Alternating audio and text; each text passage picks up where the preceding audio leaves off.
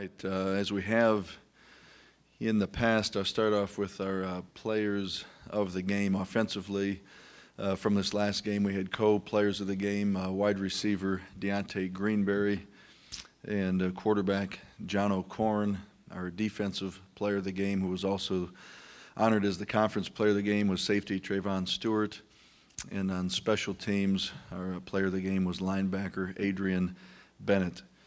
Scout players of the week on offense, receiver Kalechi Ejekam. On defense, defensive back Lee Hightower. And on special teams, receiver Derek McLemore. So again, just to talk briefly about this last week, again, another great team win for our program. Proud of our student athletes, proud of our staff and coaches. Again, going up into a great atmosphere, homecoming for Rutgers, sellout crowd, and certainly really pleased with the way our student athletes executed the game plan. Again, like we've talked about all season at length, turnovers was ultimately the difference in the game, us getting the 6 and us offensively and on special teams not turning it over. So again, this is an interesting week, being that it's a very short one. One thing we did last week as a staff is, and as we've done all year, but again with the uniqueness of this quick turnaround, we did not look past Rutgers at all. And when we got on the airplane and took off and heard that it was okay to use our electronic devices after we were about 10,000 feet, you saw our video coordinator pass out 10 laptop computers, and our assistant coaches and myself started watching South Florida. So we really began game planning above the clouds, headed back to Houston Saturday evening, and again, Thursday night we'll be here before we know it. I think it's everyone knows all of the events planned and things to do at our game Thursday night, being that it's Halloween. For families to come and bring their children, there's certainly a lot of things that we'll be able to do with in terms of it being a game on that night. So, and I see some of you have dressed up in costumes for this press conference as well, and I certainly appreciate that. So, again, this will be a great challenge. South Florida is extremely well coached. They're extremely athletic. They're very talented. I know they're going to a freshman quarterback for us Thursday night, so we'll have 2 freshman quarterbacks playing, both from coming out of Fort Lauderdale, Florida, from last season. But it'll be a great challenge for us. And they're a team that you put the video on, and they fly around in all 3 phases. They're extremely well coached in the kicking game. They've got a very, very, very talented defensive line, and again, they've got dynamic skill players on offense. So we'll continue to focus on us, on Houston first and foremost, as we have all season. And again, we've got a short practice this afternoon. Tomorrow we go to the hotel, and Thursday I'll be here before we know it. Any questions? Did you have to install like a simpler game plan because, the shorter amount of time? What we talked about as a staff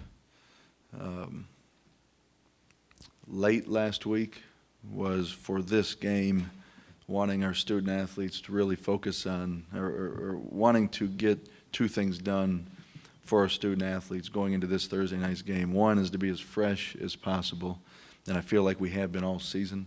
We're a fast team, but you can be beat up or tired, and as fast as you are, that may not be the case anymore. So I feel like we're fresh, and we can continue to use our speed to our advantage. And then I want to make sure that our young men Thursday night know what they're doing. So on the shortened week, and given the fact that, again, we did not start our preparation during this season until Saturday afternoon, again, we're not going to come out in the wishbone and run the triple option offensively Thursday night. You know, we're going to continue to do what we do, make sure our guys know the game plan, are comfortable with it. We did not practice on Sunday, so yesterday we had a 2-hour practice. Today we have a 1-hour practice and just helmets, and then tomorrow is just a walkthrough. So anything we felt like coming out of yesterday's practice that was new in terms of what we call installation, that our young men are not comfortable with, particularly our quarterbacks, we'll eliminate from the game plan for Thursday. I know you kind of have, you said you weren't going to talk about the young team, but coming off, arguably your best game of the season against a tough opponent, facing a different opponent with only, a different record, it kind of has the makings of what could be a trap game. How do you keep them focused and, especially with the short week? Well, it's a good question. I think I've said this before. That's our job as coaches, to make sure there's never any letdown, and we get our young men ready to play, and that they play at their highest level each week. And our guys are very, very competitive and very hungry, if you will. And we haven't looked back, win or lose. We have not looked back once the game's over. And regardless of who we're playing, we haven't looked beyond our next opponent. And that's been consistent throughout this whole season. So nothing's going to change in that approach this week. Immediately after the Rutgers game, we had a press conference in New Jersey, and I was asked a number of questions about different opponents we're playing later on, and what this would mean and what that would mean, and speculation on this. And then I think we had 4 or 5 of our student athletes follow me up to the podium and take questions, and took really very similar questions. And to a man, their response was, we're now focused on South Florida. So that's, it may sound like a cliche. It may sound like, well, that was nice of them to say, but I know they're really looking forward. We did have a team meeting in here Sunday night, and that's the first thing we talked about is our opponent Thursday night in South Florida. Don't look at the schedule. Don't look beyond it. Don't think about anything else other than South Florida. Tony, you've played a true freshman at quarterback for most of the year. They're going to start one. I was just curious, for teams now, is there more of a willingness or maybe a rush or on a need basis to put a true freshman out there immediately, as opposed to developing, as has been the case in the past? I would say not necessarily. Again, I'm just giving you my opinion, but I think it varies by program, maybe stage of a program. I think it certainly varies on who you've got at that position. Again, we came into this season with a young man in David Pyland who had started 18 games for us at quarterback, and things changed rather quickly early on this season. And we're forced to play the 2 true freshmen that we are. So I think it's just I think it's different by program. I think there's just a small handful of schools this year that are starting true freshman quarterbacks. And as you look at the different schools and the situations they were in, one comes to mind where their returning projected starter was banged up and injured, and a true freshman ended up earning the starting position. So I think it just varies by program. I don't think I wouldn't say necessarily all of a sudden seeing a trend of schools playing true freshman quarterbacks. I do feel like the few schools that are playing those young men right now, they are having success, whether their program's having success or the individual true freshman quarterback is, or both. I think you are seeing that a little bit, but again, I couldn't. Again, I don't study the 125 programs. I don't have time, but I wouldn't say there's more than 7 or 8 that are starting a true freshman quarterback this season. And just to follow up on your quarterback, John, I know you can't predict where he was going to be at the beginning of the year, where he is now, but the fact that he's got 19 touchdowns, leads all freshmen nationally. I think he's 6th in passing efficiency, limited the turnovers. You just kind of address where he's come, and especially off the game against Rutgers. Well, John's doing a great job, and again, and both he and Greg Ward are doing a great job. And I've said this a number of times, they're not getting better on a weekly basis; they're getting better on a daily basis. And when you talk about statistics, you know, he's thrown for this many touchdowns. Certainly, we do some things differently offensively than other programs. Some may huddle, some may run the ball more. But again, I like their development at this stage. And I don't want to sound like I'm talking out of both sides of my mouth, but as I just talked about freshman quarterbacks, I think if you asked every coach in the country what you'd like to do with a freshman quarterback, I would think you'd get about 100% answer, and we'd like to redshirt him. You know, we had a pretty special one a few years ago in Case Keenum, and when he was the same age as John O'Corn and Greg Ward, he was on the scout team as a redshirt. So. But again, they've got tremendous poise, which I've talked about at length, and they're making great decisions in terms of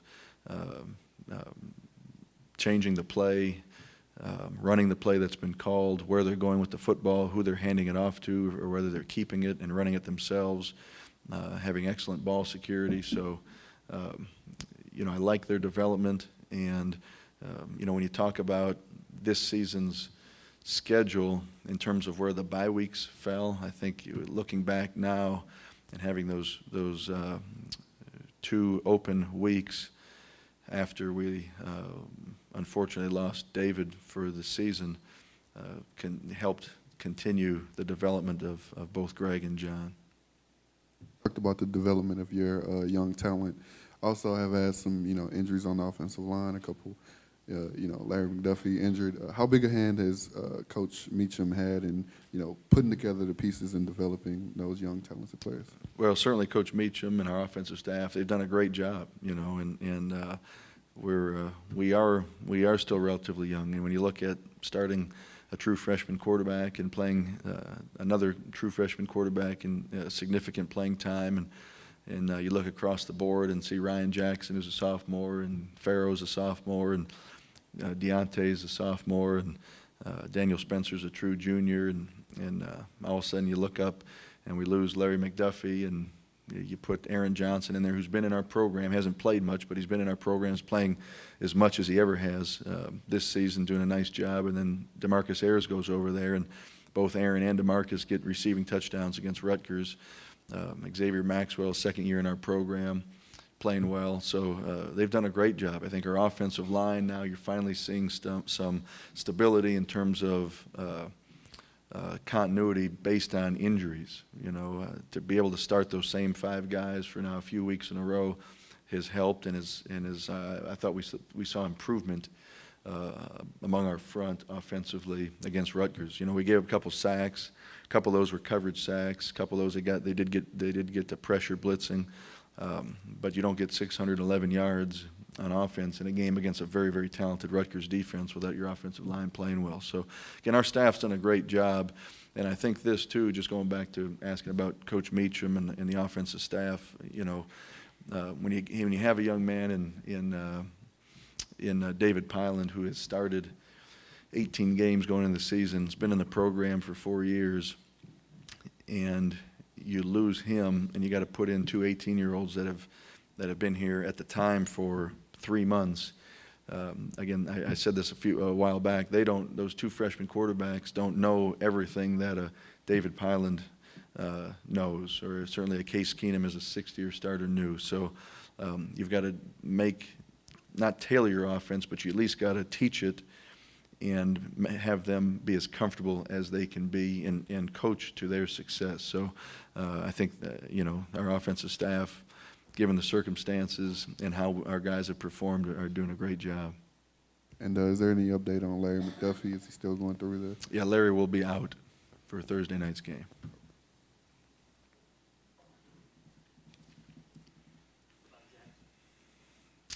No more today. He's still day-to-day. We'll know more today. Should have a final decision on him by tomorrow.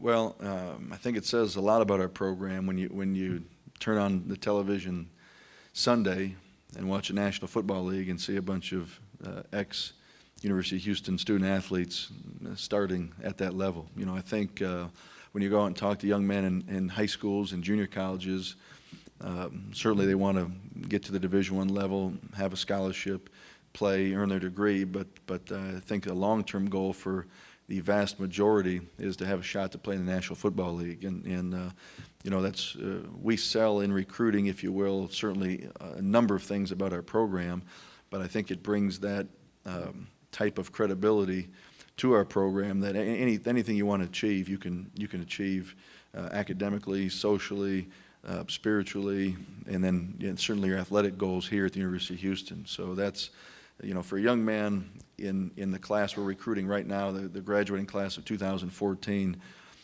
he cannot look me in the eye and say, well, Coach, another program will give me a better opportunity for exposure to the NFL, because my response would be, well, we just had the 12th pick of the last NFL draft. So, you know, that, you know, again, I think, and young men know that.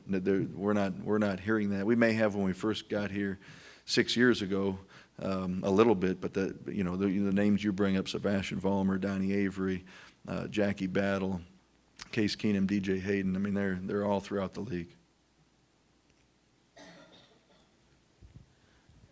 Tony, a lot was made of the move to the inside with Deontay this offseason, but now that you have a half season and just to see what he's done on a consistent basis, can you kind of just talk about that? And then the degree of, if you look at a couple of his touchdown passes against Rutgers, I think it was the same play both times, just he went up and made some incredible catches.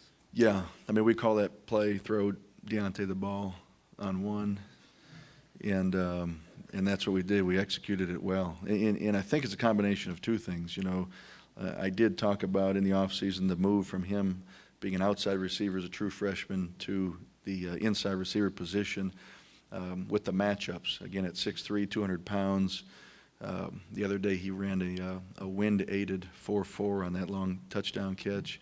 But the second thing is this, and this is important as anything. When you look at a true freshman playing, again, I think very quickly, not only your fans but your coaches can forget that the transition from high school to Division I college football, the speed of the game, the intensity, everything is increases so much in a short amount of time. And when you look at these young men, we were talking about we were actually talking about yesterday at practice, a couple of the staff members, in the true freshmen that we're playing right now and the true freshmen that we are redshirting, how much different they'll be a year from now. As excited as we are about them, having gone through our winter strength and conditioning program, spring practice, a second summer in our program, if you will. So, and I think that's as much, you know, people are now making, certainly because I talked about it, the move from Deontay outside to inside, but even more so than that, the work he's put in the last 12 months. You know, I remember a year ago, and to be quite honest, I had people, again, not crowds of people, but I had 4 or 5 people that I can recall vividly saying, you know, I thought this guy was a 5-star receiver. I thought he was a parade All-American. I thought, and he's only caught 3 touchdowns on the whole season. Well, yeah, and he went to prom 4 months ago. You know, he just got here. He's 18 years old.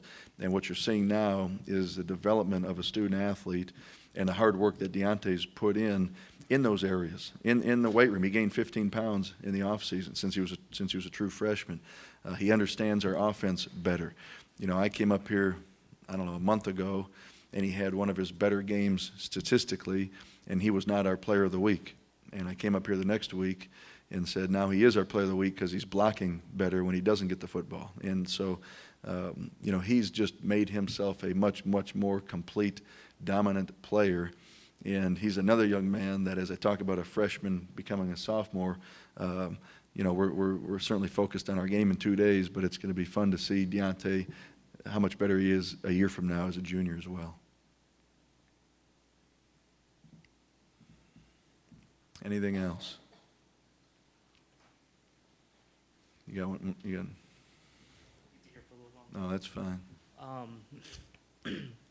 The on the defensive side, I know it's just all about, points, but just the fact that the unit has not allowed touchdowns as frequently in the second half specifically. Can you kind of, we've talked about the communication, and it's not so much adjustments, I guess you and Coach Gibbs have said, but just the communication factor. But is there more to it in terms of how you guys have played in the second half this year?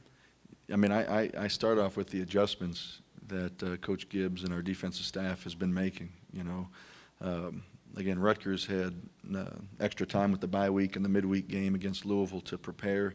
They had some wrinkles for us, specifically in the run game early, that they were having success on.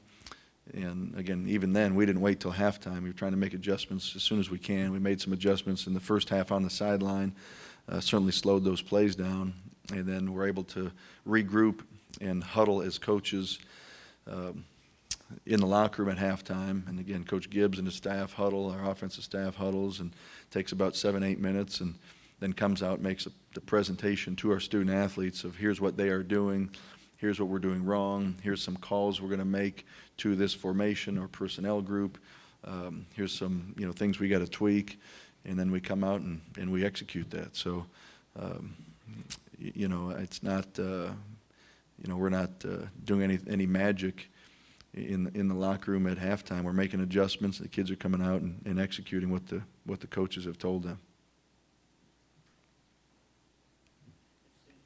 Teron Walker, I mean, he had a really nice game out there. Did a great job, and he's a young man. Again, Teron Walker's a junior college transfer. Got here mid-semester, got here in January, went through spring ball, and is a young man that has played a little bit more every week. And we've talked about as a staff, we've got to get him more involved, get him more reps, and we did this past week. Thomas Bates did not play in the game, suffered an ankle injury in practice last week, so he did not play in this past game.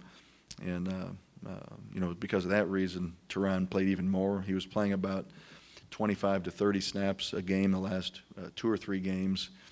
Played much more this game and had 2 big time interceptions for us.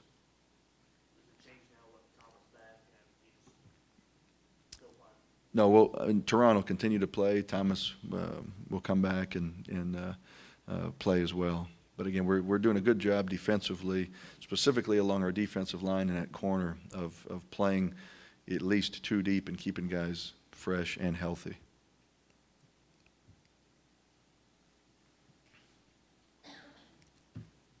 All right, thank you.